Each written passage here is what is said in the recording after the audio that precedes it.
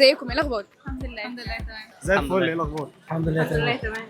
قول لنا ايه رايك، الاي اي هيستبدلنا ولا هيساعدنا؟ انا حاسه ان هو هيساعدنا بس لو استخدمناه صح، عشان برضه ما نلغيش بيه دماغنا. فعلا احنا برضه لو استخدمناه ان احنا ما نعتمدش عليها بشكل كلي هيساعدنا اكتر من ان احنا نستبدلها ان هي خلاص احنا فعلا نوقف دماغنا وما نفكرش فيها خالص. يساعدنا ان احنا نعرف نخلص شغلنا اسرع بطريقه احسن.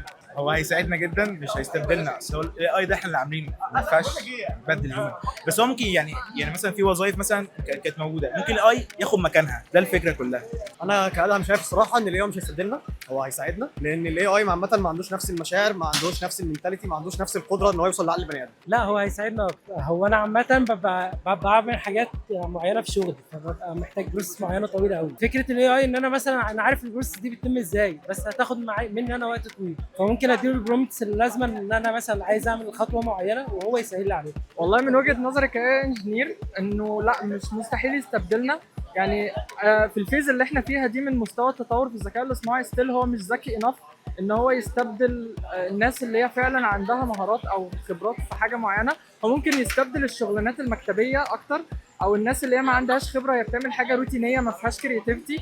تمام، دول الاي ممكن يستبدلهم. لكن في حاجه تك او مثلا حاجه فيها كرياتيفيتي او تفكير او اي حاجه، لا الاي اي صعب يستبدلهم بصراحه، على الاقل في المرحله اللي احنا فيها دي.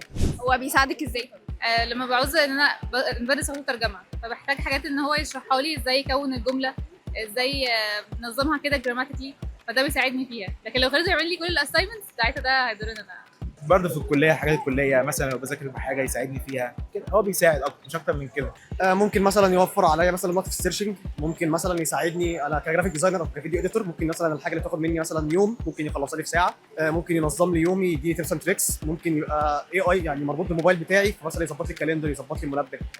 بيساعدنا في افكار. لو احنا مثلا الافكار وقفت معانا او كده ممكن ندخل نساله، فالحوار الافكار برضو بيظبط معانا الحاجات دي. توفر عليا وقت ان انا اكتب الكود بنفسي، وفي نفس الوقت هو اصلا بيدي لك افكار كتير. لو انت مثلا مشتت او شخص مش بتعرف تفكر او مش بتعرف تفكر، يعني مثلا دماغك محدوده شويه وما عندكش افق واسع، هو ممكن يساعدك ان هو يفتح لك افاق في دماغك انك تفكر لبروجكت او لشغل او ايا كان يعني. ولو عايزين تتعلموا اي حاجه عن الداتا والاي اي يبقى مش ينفع